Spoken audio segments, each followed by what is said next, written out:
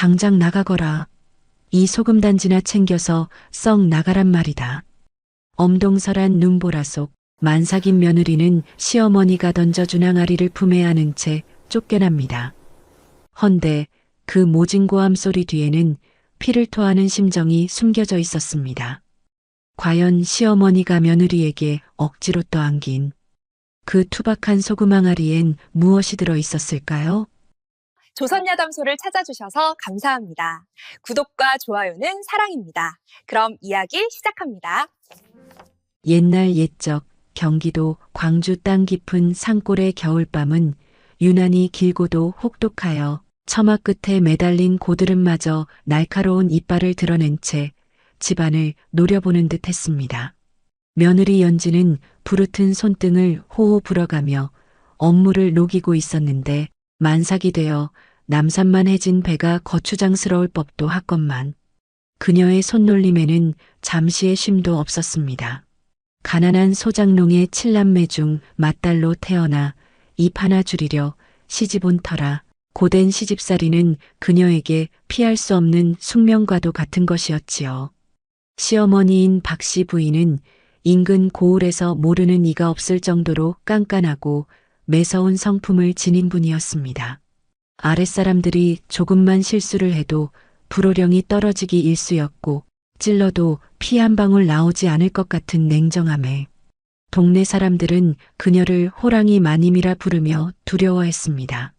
하지만 며느리 연지는 그런 시어머니를 원망하기는커녕 비바람을 피할 지분과 끼니를 잊게 해준 은인이라 여기며 지극정성으로 모셨습니다. 남편이 혼례를 치른 지 1년도 채 되지 않아 급병으로 세상을 떠났을 때도 그녀를 내치지 않고 거두어 준 것이 바로 시어머니였기 때문입니다.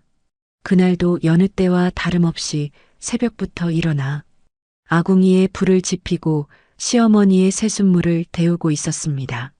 뱃속의 아이가 발길질을 할 때마다 허리가 끊어질 듯 아파왔지만 행주치마 끈을 질끈 동여매며 마음을 다잡았습니다. 이 아이는 죽은 서방님이 남기고 간 유일한 핏줄이자 적막한 이 집안에 다시 웃음꽃을 피울 희망이었기에 어미로서 견뎌야 할 몫이라 생각했던 것이었지요. 부엌 한켠에서 피어오르는 하얀 김 사이로 연지의 이마에 송글송글 맺힌 땀방울이 호롱불빛을 받아 영롱하게 빛나고 있었고 안채 앞마당을 쓸고 있던 나이 많은 행랑어멈 춘심은 그런 연지의 뒷모습을 보며 긴 한숨을 내쉬었습니다. 주인마님인 박씨 부인의 성정이 날이 갈수록 괴팍해지는 탓에 만삭인 작은마님이 혹여봉변이라도 당할까 노심초사하는 마음이 깊었기 때문입니다. 박씨 부인은 최근 들어 밤마다 잠을 이루지 못하고 안방 문지방이 닳도록 서성거리거나 허공을 향해 알 수 없는 혼잣말을 중얼거리곤 했습니다. 춘심이 보기에는 마치 누군가에게 쫓기거나 감당하기 힘든 비밀을 품은 사람처럼 보였으나 감히 상전의 속내를 여쭐 수는 없는 노릇이었지요.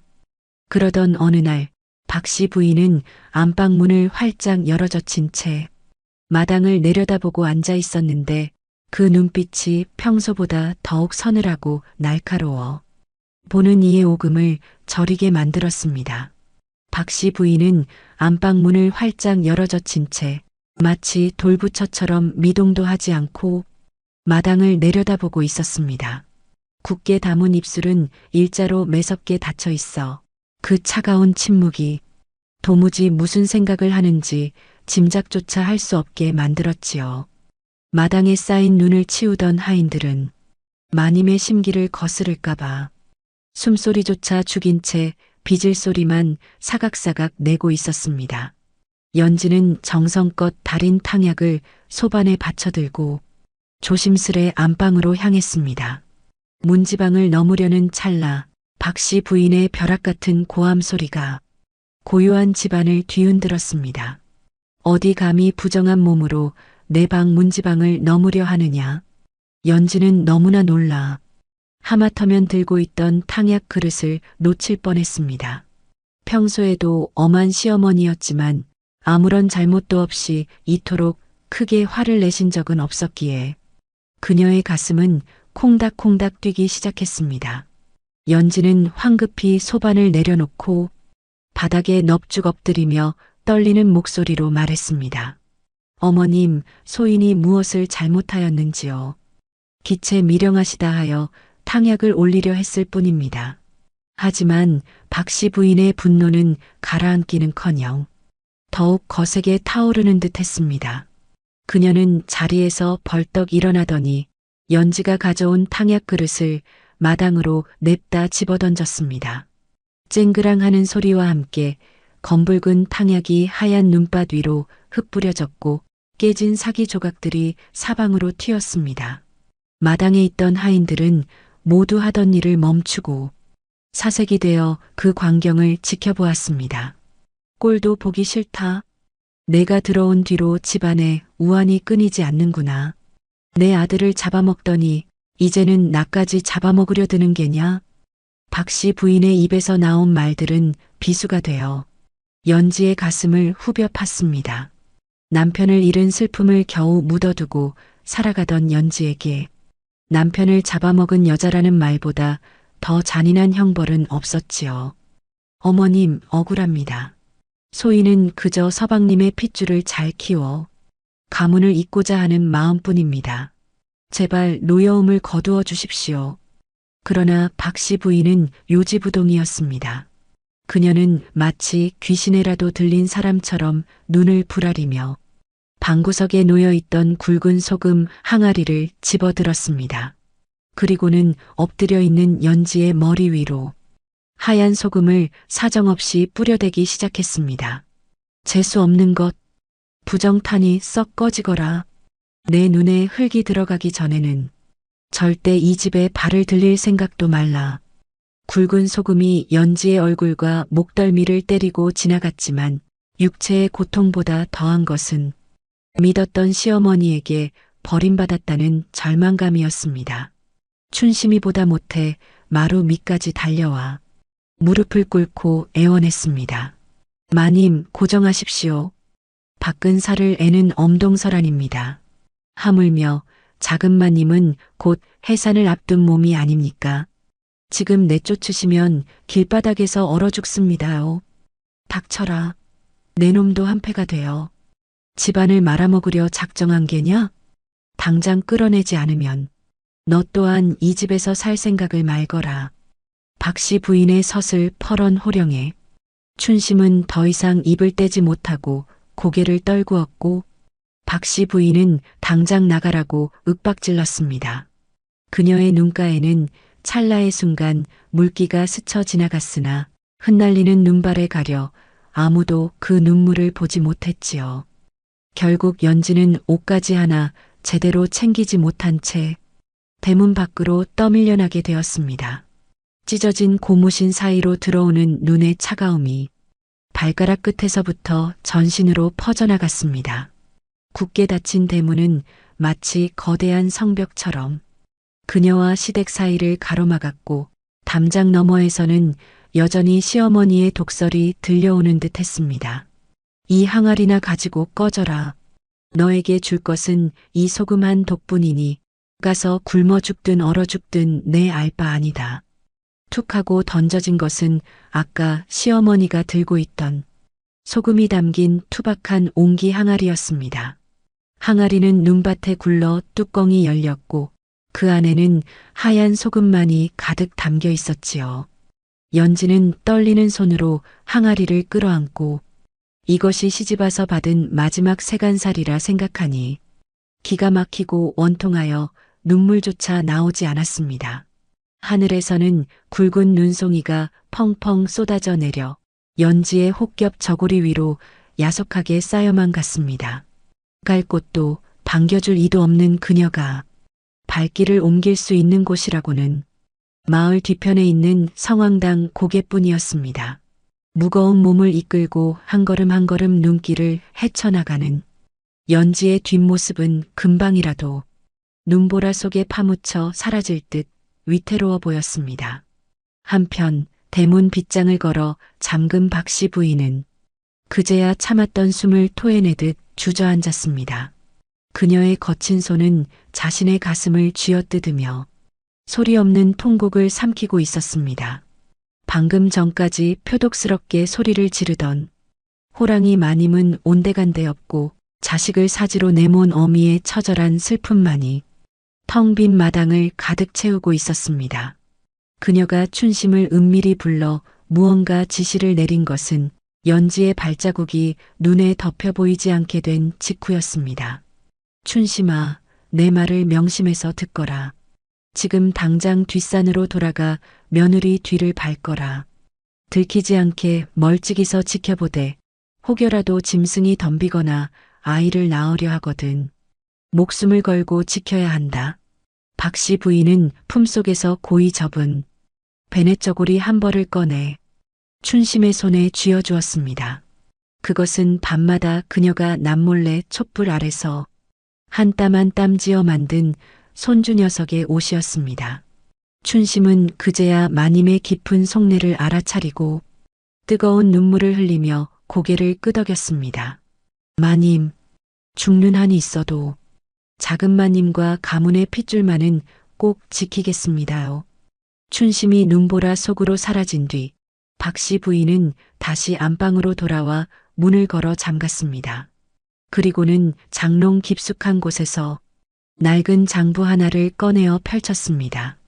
그 장부에는 가문의 몰락을 예고하는 붉은 글씨들이 빼곡하게 적혀 있었는데 그것은 며칠 전 관아에서 은밀히 전해진 영모의 누명을 쓴 자들의 명단과 다름없었지요. 박씨 부인은 붓을 쥐었으나 사시나무 떨듯하는 손끝을 주체할 수 없었습니다. 그녀는 다른 한 손으로 자신의 손목을 꽉 붙잡고서야 겨우 붓끝에 검은 먹물을 적실 수 있었습니다. 내 비록 악한 시어미로 남을지언정 우리 집안의 핏줄만은 살려야겠다. 연지야, 부디 살아서 이 못난 어미를 용서치 말거라. 박씨 부인의 눈물 한 방울이 먹물 위로 떨어져 검게 번져갔습니다. 밤은 더욱 깊어지고 눈보라는 세상을 집어삼킬 듯 휘몰아치고 있었지만 대문 밖으로 이어진 연지의 발자국 위에는 이미 새로운 눈이 덮여 아무런 흔적도 남지 않게 되었습니다. 매서운 칼바람이 사너리를 휘감아 돌며 앙상한 나뭇가지들을 사정없이 흔들어대고 있었습니다. 연지는 무릎까지 차오르는 눈길을 헤치며 정처 없이 걷고 또 걸었으나 눈앞에 보이는 것이라고는 온통 하얀 설원과 검은 산그림자뿐이었습니다. 시어머니에게 쫓겨난 서름이 북받쳐 올랐지만 뱃속에서 요동치는 아이를 생각하면 자리에 주저앉아 울고 있을 여유조차 없었지요.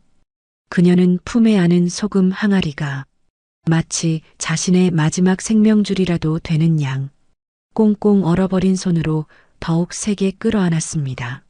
발가락의 감각은 이미 사라진 지 오래였고 거친 숨을 내쉴 때마다 폐부 깊숙이 박히는 찬 공기가 그녀의 의식을 점점 흐릿하게 만들고 있었지요. 그때 희미한 달빛 아래 다 쓰러져가는 오두막 하나가 눈에 들어왔습니다. 지붕은 반쯤 무너져 내리고 벽에는 구멍이 숭숭 뚫려 있었지만 당장 눈보라를 피할 수 있는 곳은 그곳뿐이었습니다.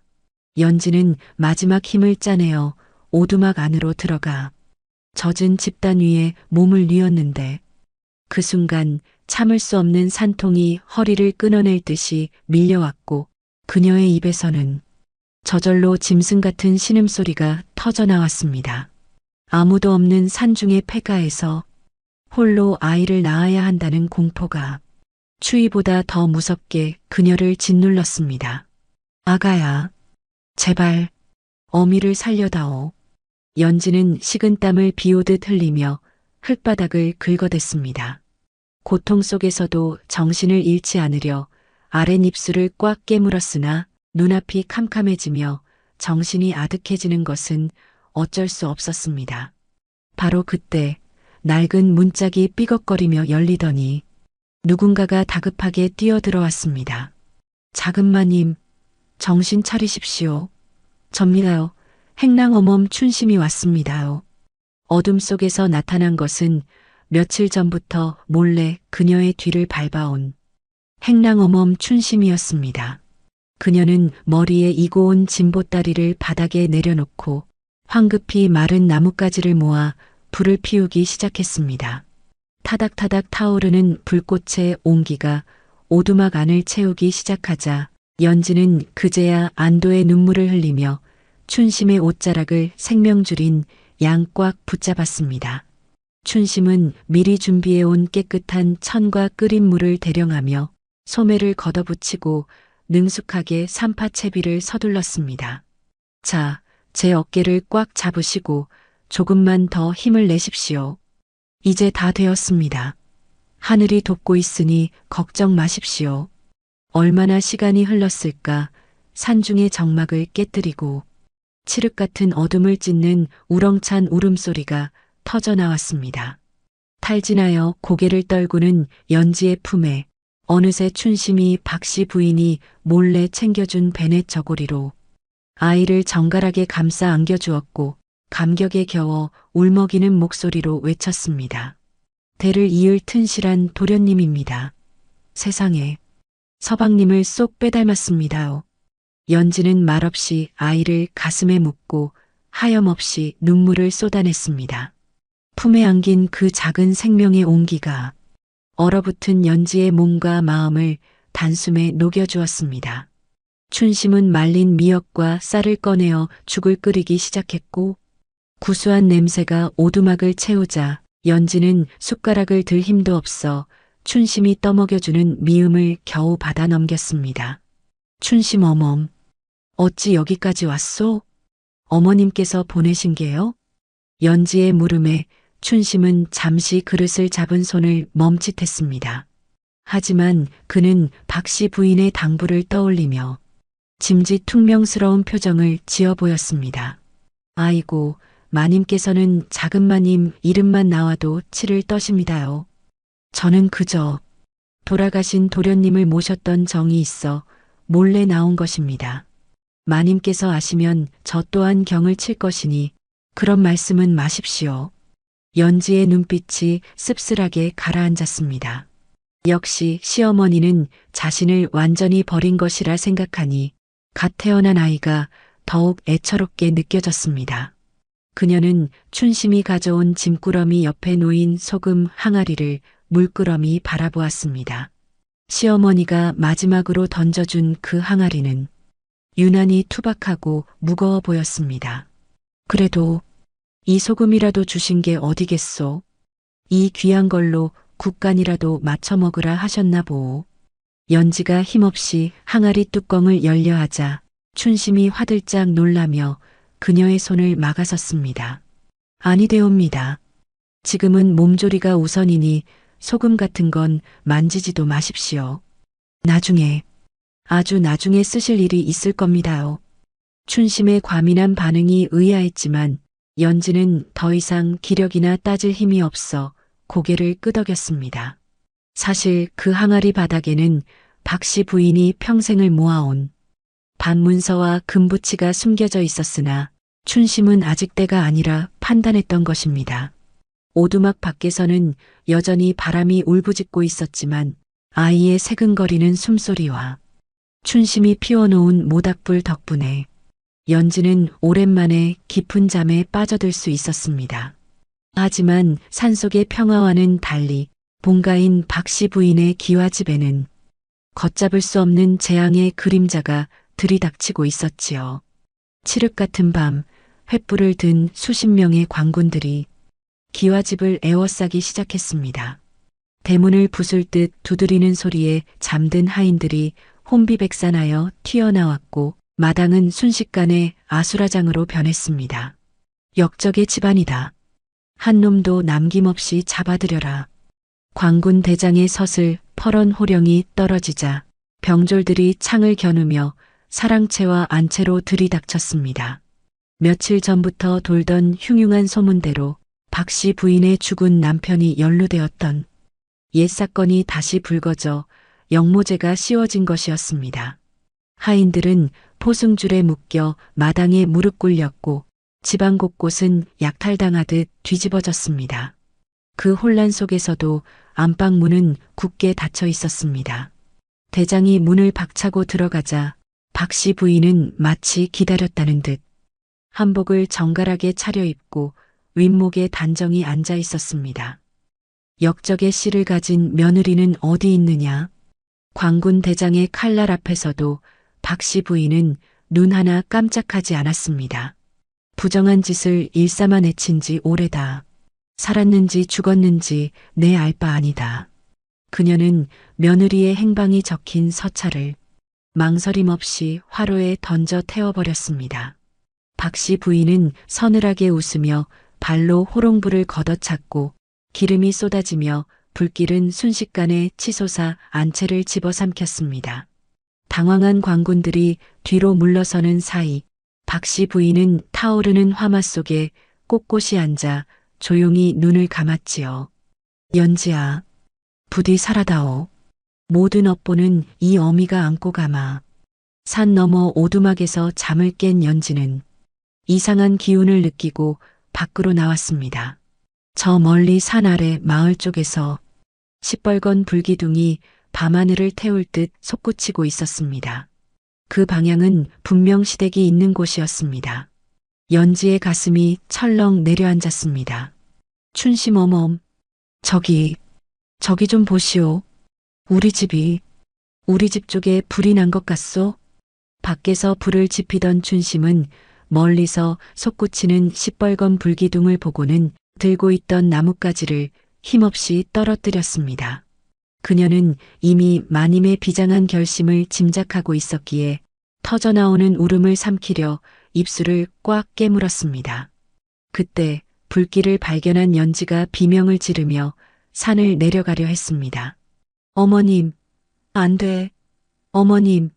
춘심은 황급히 달려가 연지의 앞을 가로막고 바닥에 넙죽 엎드려 통곡했습니다. 아이고, 작은 마님. 아니 되옵니다. 가시면 다 죽습니다요. 비키시오. 어머님께 가봐야 한단 말이오. 어서, 제발 멈추십시오. 광군들이 들이닥칠 것을 미리 아시고 마님께서 일부러 불을 지르신 겁니다요. 연지는 벼락을 맞은 듯 그 자리에 멈춰 섰습니다. 그게 무슨 소리냐? 광군이라니? 멸문지화를 피할 길은 오직 하나뿐이라며 작은 마님이라도 살리시려고 눈물을 머금고 모질게 내치신 것입니다. 그 불길이 바로 증자입니다요. 춘심의 절규에 연지는 그 자리에 주저앉고 말았습니다. 밤하늘을 붉게 물들인 거대한 불꽃은 잔혹하게도 마치 박 씨 부인의 마지막 절규처럼 산골짜기를 메아리치고 있었지요. 시어머니가 자신을 그토록 차갑게 내쫓았던 진짜 이유를 그제야 깨달은 연지는 타오르는 불길을 향해 가슴을 치며 오열했습니다. 세월은 유수와 같이 흘러 어느덧 강산도 변한다는 10년의 시간이 지났습니다. 연지와 춘심은 관아의 추적을 피해 이름 모를 깊은 산골 마을로 숨어들었고 그곳에서 화전민의 오두막을 빌려 겨우 목숨을 부지하고 있었습니다. 박 씨 부인이 목숨을 바쳐 지켜낸 아이는 돌석이라는 아명을 얻어 무럭무럭 자라났는데 비록 입은 옷은 남루하고 먹는 것은 거칠었으나 그 총명한 눈망울만은 예전 기와집 안방마님의 기계를 쏙 빼닮아 있었지요. 연지의 삶은 그야말로 눈물로 지니겨진 가시밭길이나 다름없었습니다. 고운 비단신을 신었던 발은 논밭에 거친 흙바닥에 갈라져 피고름이 마를 날이 없었고 옷 같던 손은 남의 집 빨래와 허드렛 일을 도맡아 하느라 나무 껍질처럼 거칠어졌습니다. 하지만 육신의 고단함보다 그녀를 더욱 괴롭힌 것은 가슴 깊이 박힌 시어머니에 대한 죄책감과 사무치는 그리움이었습니다. 밤마다 잠든 아들의 얼굴을 쓰다듬으며 자신을 살리기 위해 매정하게 소금을 뿌리던 시어머니의 마지막 얼굴을 떠올리고 몸서리치곤 했습니다. 어머님, 어찌하여 홀로 그 불길 속에 남으셨습니까? 차라리 저를 데려가시지 어찌하여 저만 살려 이 모진 짐을 지게 하셨습니까? 방 한구석에는 10년 전 그 눈보라 치던 밤 춘심이 챙겨 나온 소금 항아리가 덩그러니 놓여 있었습니다. 그것은 시어머니의 가슴 아픈 사랑이 담긴 유일한 유품이었습니다. 연지는 그 항아리를 볼 때마다 밀려오는 슬픔을 감당할 수 없어 몇 번이나 깨부수려 했으나 그때마다 춘심이 기겁을 하며 말리는 통에 그저 애물단지처럼 구석에 처박아 두었던 것입니다. 춘심은 늙고 병들어 이제는 거동조차 불편해졌지만 여전히 그 항아리만큼은 먼저 간 주인을 모시듯 매일 닦고 또 닦으며 눈시울을 붉히곤 했습니다. 사단은 그날 해질녘에 터졌습니다. 마을의 유지이자 악독하기로 소문난 최참봉이 수하들을 이끌고 연지의 오두막을 들이닥친 것입니다. 최참봉은 이 마을의 땅과 소작권을 죄다 쥐고 흔드는 자로 가난한 소작농들의 고열을 짜내어 자신의 배를 불리는 탐욕스러운 인물이었습니다. 그는 뒷짐을 진 채 거만한 표정으로 오두막 마당에 들어서더니 다짜고짜 하인들을 시켜 널어놓은 빨래를 짓밟고 살림살이를 마당으로 집어던지게 했습니다. 여봐라. 밀린 도지를 갚을 생각은 않고 밤낮으로 궁상만 떨고 있구나.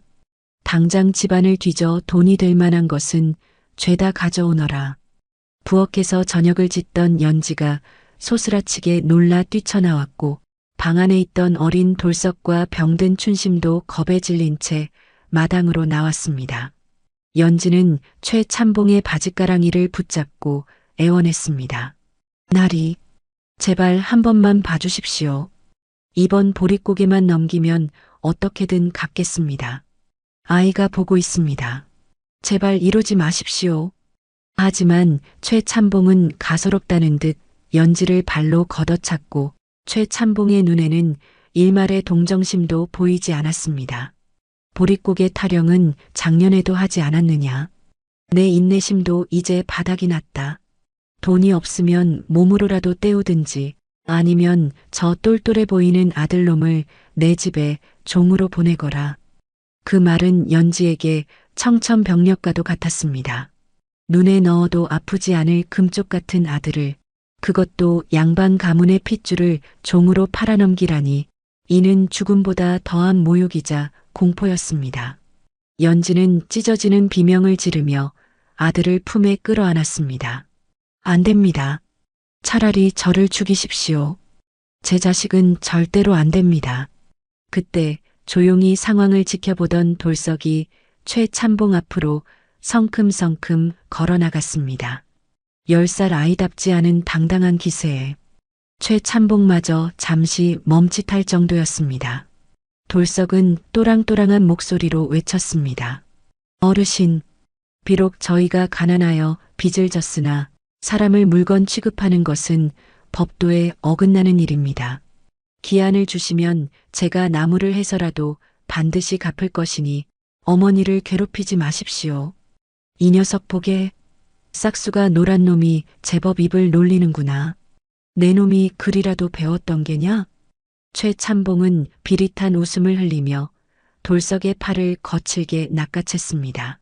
이 녀석 제법 쓸만하게 생겼구나. 빚 대신 이놈을 데려가 우리 집 마당쇠로 부려야겠다. 보통 아이라면 자지러지게 울었을 상황. 하지만 돌석은 최참봉의 손을 뿌리치며 서슬 퍼런 눈빛으로 그를 올려다보았습니다. 그 눈빛은 10년 전 불길 속에 사라진 박씨 부인의 그것과 소름 끼치도록 닮아 있었습니다. 이거 놓으시오. 남의 집에 신발을 신고 들어와 행패를 부리다니 이것이 양반이 할 짓입니까?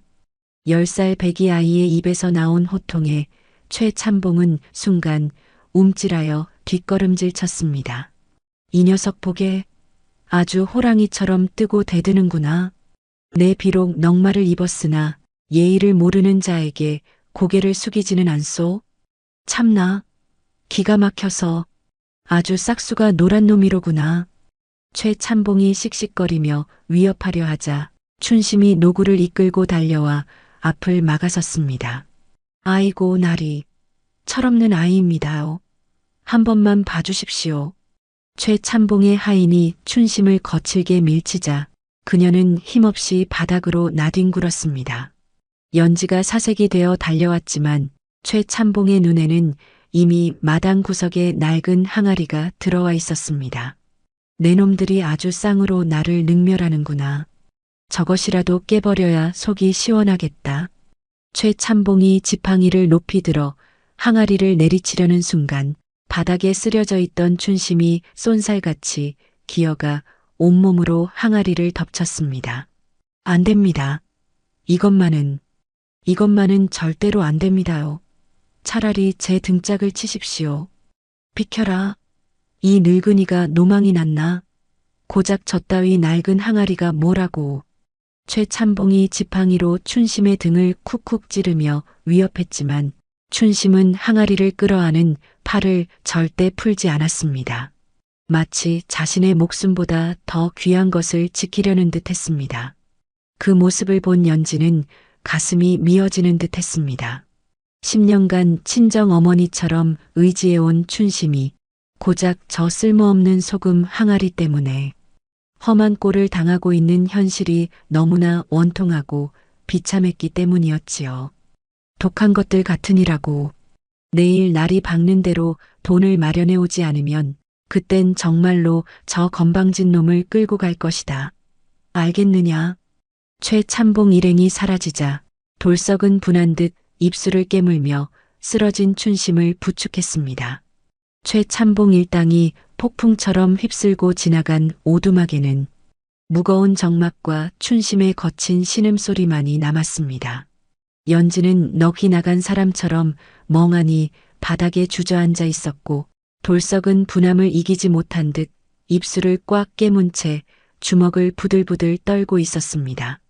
비록 어린하지만 그 눈에는 두려움보다 힘이 없어 당했다는 억울함이 가득했습니다. 밤이 깊었으나 아무도 잠을 이룰 수 없었습니다. 연지는 찢어진 옷매무새를 추스르고 힘겹게 물을 떠와 춘심의 상처를 닦아주었습니다. 어멈, 괜찮은가? 미련하게 항아리는 왜 감싸서 이 사단이 났어?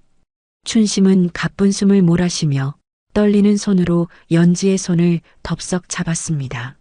그녀의 눈빛은 기이할 정도로 맑고 또렷하게 빛나고 있었습니다. 작은 마님, 이제 때가 된 것 같습니다요. 어멈, 그게 무슨 소리요? 정신 좀 차려보시오. 마님께서, 호랑이 마님께서 제게 신신당부하신 것이 있습니다. 아이가 장성하여 그를 깨우치거나 집안에 감당할 수 없는 큰 위기가 닥치거든. 그때 그 항아리를 열어보라 하셨습니다요. 연지의 시선이 구석에 놓인 낡은 소금 항아리로 향했습니다. 10년 동안 쳐다보기도 싫어했던 시어머니의 저주가 담긴 물건이라 여겼던 그 항아리. 연지는 고개를 가로저었습니다. 그게 무슨 소용이란 말이오. 저 안에는 우리를 조롱하는 소금뿐이지 않소. 어머님이 우릴 버리면서 던져준 돌덩이 같은 소금 말이오. 아닙니다. 마님은 그런 분이 아니십니다. 부디 제 말을 믿고 저 항아리를 비워보십시오. 어서요. 춘심의 간곡한 눈빛에 연지는 홀린 듯 항아리 앞으로 다가갔고 돌석이 호롱불을 바짝 들이댔습니다. 덜덜 떨리는 손으로 뚜껑을 열자 드러난 것은 10년 묵은 하얀 소금뿐. 연지는 허탈함에 소금을 한 줌 쥐어 바닥에 패대기 쳤습니다. 보시오. 이 지독한 소금뿐이지 않소? 나를 피 말려 죽이려는 그 소금 말이오. 하지만 춘심은 턱짓으로 항아리 깊은 곳을 가리켰습니다. 연지는 울분을 토하며 미친 사람처럼 소금을 퍼내기 시작했습니다. 거친 소금 알갱이가 손톱 밑을 파고들었지만 멈추지 않았습니다. 방바닥에 하얀 소금 산이 쌓여가던 그때 연지의 손끝에 묵직하고 이질적인 감촉이 닿았지요. 숨을 멈추고 조심스레 꺼내든 것은 기름 먹인 가죽으로 꽁꽁 싸맨 작은 꾸러미였습니다. 정막 속에 가죽끈이 풀리자 호롱불 아래 믿을 수 없는 것들이 쏟아져 나왔습니다. 10년 전 불타 사라진 줄 알았던 전담 문서, 어둠을 몰아낼 듯 눈부시게 빛나는 금괴. 그리고 꼬깃꼬깃하게 접힌 편지 한 통이었습니다. 이것이 어찌? 연지는 믿을 수 없는 광경에 입을 다물지 못했습니다. 10년간 곁에 두고도 몰랐던 엄청난 비밀이 바로 이 천덕꾸러기 소금 항아리 밑바닥에 잠들어 있었던 것입니다. 그녀는 홀린 듯 편지를 집어들었습니다. 겉봉에는 낯익은 그러나 이제는 꿈속에서도 사무치게 그리운 필체가 적혀 있었습니다. 내 며느리 연지에게. 그 글씨를 보는 순간 연지의 심장이 쿵 내려앉았습니다. 그것은 평생 그녀를 구박하고 냉대했던, 그래서 죽도록 미워했던 시어머니 박씨 부인의 글씨였던 것입니다. 연지는 떨리는 손으로 편지를 펼쳤습니다. 10년의 세월을 뛰어넘어 죽은 자의 목소리가 산 자의 가슴을 후벼 파기 시작했습니다. 연지야, 이 편지를 읽을 때쯤이면 나는 이미 이 세상 사람이 아니겠구나. 내가 이 어미를 얼마나 원망하고 있을지 짐작이 간다. 허나 그날 너를 내치지 않았다면 너와 뱃속의 아이는 역적의 누명을 쓰고 관아로 끌려갔을 것이다. 연지의 눈에서 닭똥 같은 눈물이 뚝뚝 떨어져 편지지를 적셨습니다. 내 비록 악독한 시어미로 기억될지언정 너희만은 살려야 했다. 이 재물은 내가 평생을 바쳐 모은 것이니 부디 이것으로 아이를 훌륭히 키워다오. 그리고 모진 어미를 용서치 말거라. 부디 행복하거라, 내 딸아. 연지는 편지를 가슴에 끌어안고 바닥을 치며 오열했습니다. 소금 항아리는 저주가 아니라 축복이었으며 매몰찬 호통은 그녀를 살리기 위한 어미의 피 끓는 사랑이었음을 10년이 지나서야 깨닫게 된 것입니다. 춘심은 그제야 안도한 듯 평온한 미소를 지으며 스르르 눈을 감았습니다. 하지만 슬픔에 잠길 겨를도 없이 밖에서 인기척이 들려왔습니다. 최참봉이 두고 간 감식꾼들이 오두막 주위를 서성이고 있었던 것입니다. 연지는 퍼뜩 정신을 차렸습니다. 이 많은 재물을 들키는 날에는 목숨을 부지하기 어려울 것이 뻔했습니다. 게다가 내일 아침이면 최참봉이 들이닥칠 터였습니다. 연지는 눈물을 닦고 결연한 표정으로 일어났습니다. 그녀의 눈빛은 더 이상 매맞고 쫓겨나던 나약한 며느리의 것이 아니었습니다. 그것은 10년 전 가문을 지키기 위해 불길 속으로 뛰어들었던 호랑이 마님 박씨 부인의 눈빛과 꼭 닮아 있었습니다. 그녀는 돌석의 어깨를 단단히 잡고 말했습니다. 돌석아, 잘 듣거라. 우리는 죄인의 자식이 아니다. 너는 뼈대 있는 양반 가문의 장손이다. 이제 우리가 누구인지 저들에게 똑똑히 보여줄 때가 되었다. 바람이 거세게 불어와 문풍지를 흔들었지만 연지는 항아리에서 나온 문서를 품에 깊이 갈무리하며 어둠 속에서 조용히 그러나 무섭게 빛나는 눈으로 아침을 기다리기 시작했습니다. 동쪽 하늘이 희부옇게 밝아오며 서광이 비치기 시작했으나 오두막 주변을 감싼 공기는 여전히 살을 애는 듯 차갑고 날카로웠습니다. 연지는 밤새 한숨도 자지 못하고 뜬 눈으로 밤을 지새웠으나 그녀의 얼굴에는 피곤한 기색 대신 서리빨 같은 비장함이 감돌고 있었습니다. 그녀는 소금 항아리에서 꺼낸 비단 치마 저고리를 꺼내어 정갈하게 차려입었는데 비록 10년 전의 옷이었으나 그 고운 자태와 기품은 감히 범접할 수 없는 위엄을 뿜어내고 있었지요. 갓쓴 양반의 태가 나는 돌석이 어머니의 뒤를 든든하게 지키고 서 있는 모습이 마치 전장에 나가는 장수와도 같았습니다. 이윽고 마을 어귀에서부터 요란한 꽹과리 소리와 함께 흙먼지가 피어오르기 시작했습니다. 최참봉이 약속한 기한이 되었다며 동네 왈패들과 하인들을 대동하고 기세등등하게 몰려오고 있었던 것입니다. 마을 사람들도 무슨 사단이 날까 싶어 걱정스러운 눈빛으로 그 뒤를 따르고 있었는데 그들의 표정에는 안타까움과 두려움이 뒤섞여 있었습니다. 최찬봉은 오두막 마당에 들어서자마자 지팡이로 땅을 쿵쿵 내리찍으며 고래고래 소리를 질렀습니다. 이게 아무도 없느냐? 해가 중천에 떴는데 아직도 코빼기를 안 보이는 걸 보니 야반도주라도 한 모양이구나. 여봐라, 당장 문을 부수고 들어가 저것들을 끌어내라. 하인들이 몽둥이를 들고 오두막 문을 박차려는 찰나 낡은 방문이 활짝 열리며 연지가 천천히 걸어 나왔습니다. 흑투성이 무명옷 대신 은은한 옥색 비단 저고리를 입고 쪽진 머리에 은비녀를 꽂은 그녀의 등장에 왁자지껄하던 마당은 찬물을 끼얹은 듯 일순간 정적에 휩싸였습니다.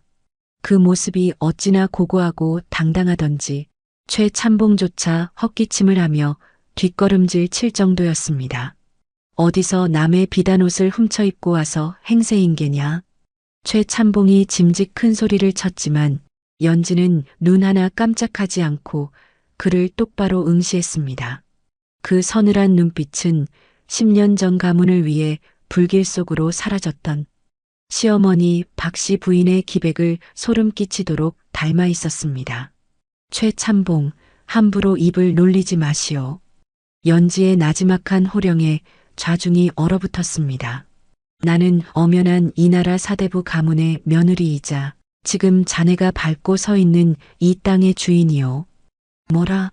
내가 실성을 해도 단단히 했구나. 화전민 주제의 땅 주인이라니 지나가던 개가 웃을 노릇이다. 최찬봉은 배를 잡고 킬킬거렸으나 뒤따르던 하인들은 감히 따라 웃지 못했습니다. 죽은 박씨 부인이 살아 돌아온 듯한 연지의 서슬 퍼런 기세가 그들의 입을 꽉 틀어막아 버렸기 때문입니다. 웃음이 나오시오? 허면 어디 계속 웃어보시오.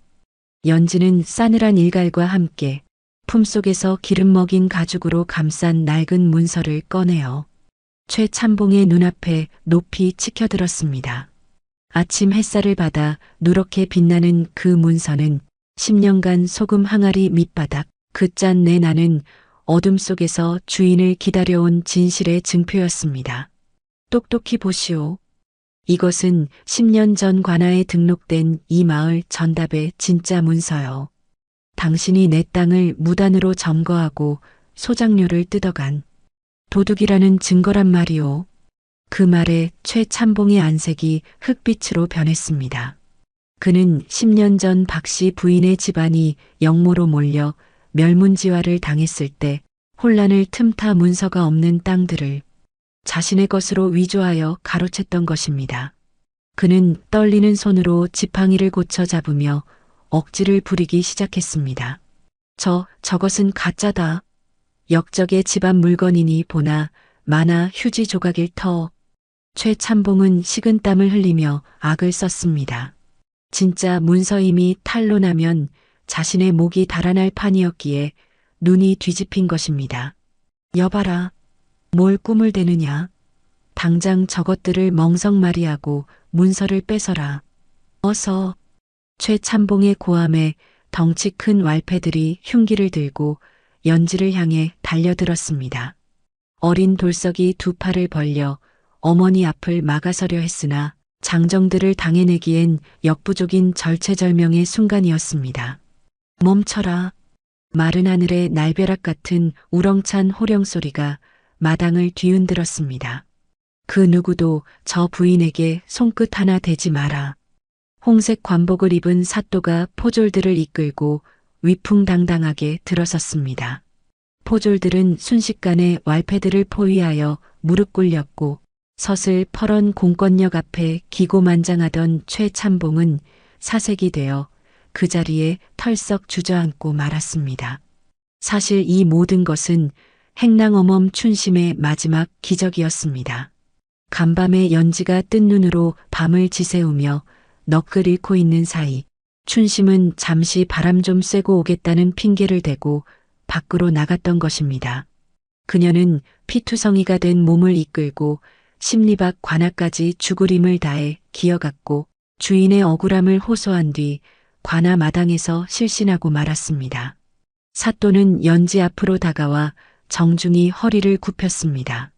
부인, 늦게 와서 송구하옵니다. 그는 과거 연지의 시아버지에게 큰 은혜를 입었던 인물이었습니다. 연지가 떨리는 목소리로 물었지요.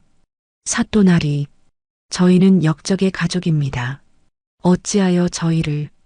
그러자 사또가 안타까운 눈빛으로 대답했습니다.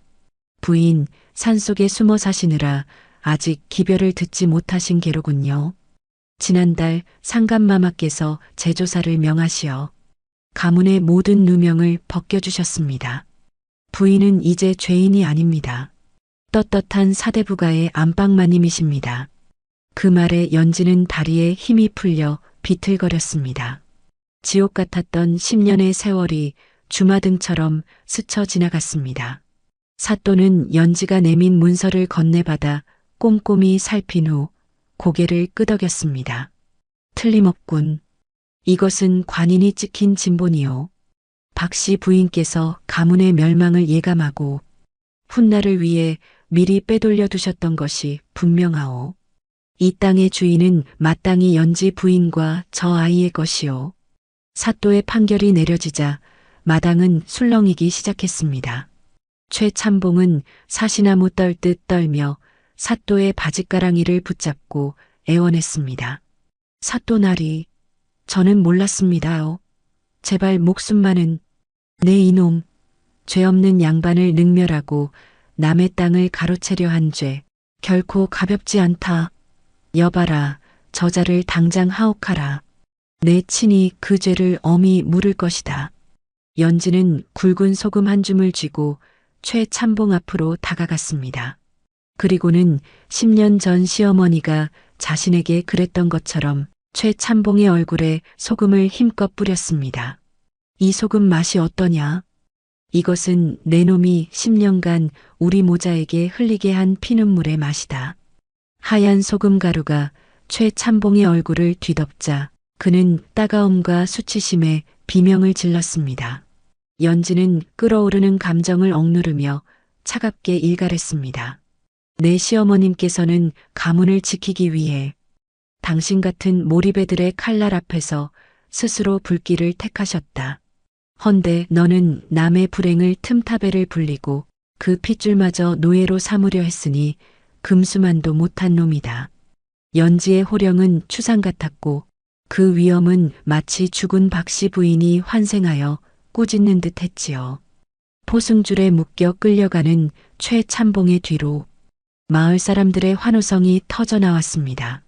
그동안 최참봉의 횡포에 시달렸던 사람들은 연지와 돌석에게 달려와 엎드려 절을 하며 눈물을 흘렸습니다.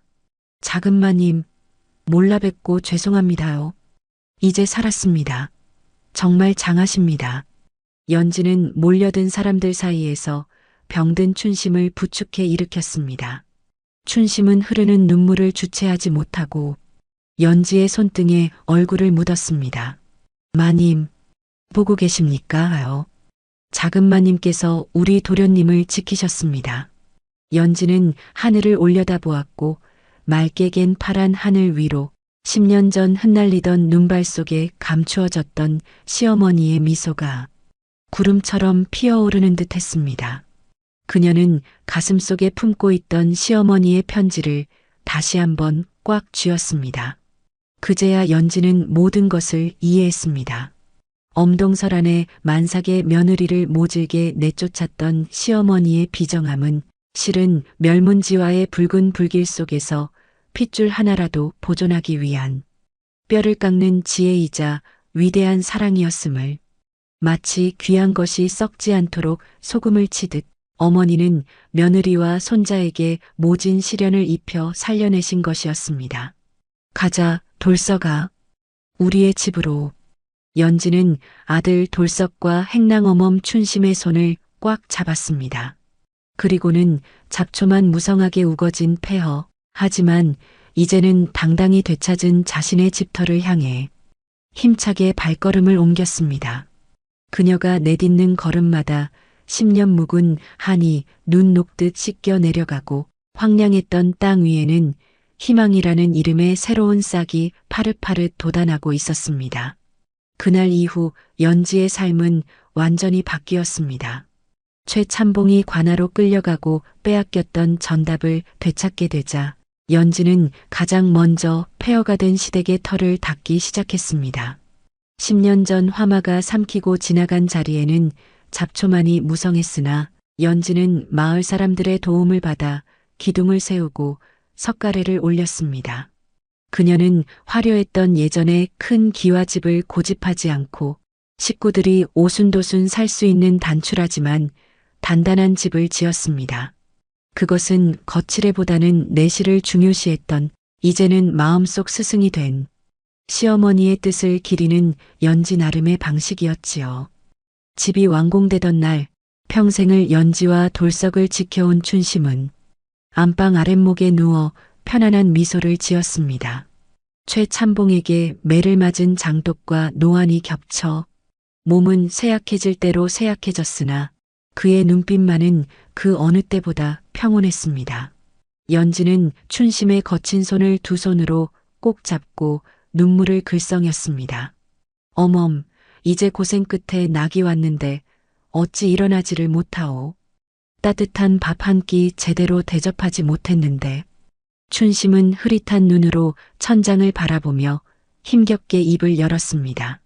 작은 마님, 저는 여한이 없습니다요.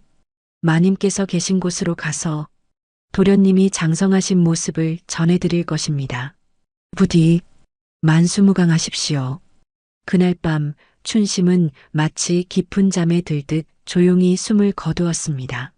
연지는 춘심을 양지바른 언덕에 묻어주고 그를 단순한 하인이 아닌 집안의 어른으로 모셔 제사를 지내주었습니다. 핏줄로 이어진 인연은 아니었으나 고난의 세월을 함께 건너온 그 의리야말로 무엇보다 진한 천륜이었음을 연지는 가슴 깊이 새겼던 것이었지요. 세월은 유수와 같이 흘러 어느덧 돌석이 약관의 나이가 되었고 어머니의 엄격한 가르침과 타고난 총명함으로 학문의 정진한 돌석은 마침내 과거에 급제하여 금이 환영하게 되었습니다. 마을 어귀에는 청사초롱이 내걸리고 풍악이 울려 퍼졌으나 돌석은 관복을 입은 채 곧장 집 뒤편에 마련된 사당으로 향했습니다. 그곳에는 박씨 부인의 위패와 함께 10년 전 연지가 품에 안고 나왔던 그 투박한 온기, 소금 항아리가 모셔져 있었습니다. 돌석은 항아리 앞에 큰 절을 올리고 어머니 연지를 향해 공손히 고개를 숙였지요. 어머니, 할머님의 깊은 뜻과 어머니의 희생 덕분에 오늘의 제가 있을 수 있었습니다. 백성의 고열을 짜내는 탐관오리가 아닌 할머님처럼 사람을 살리는 목민관이 되겠습니다.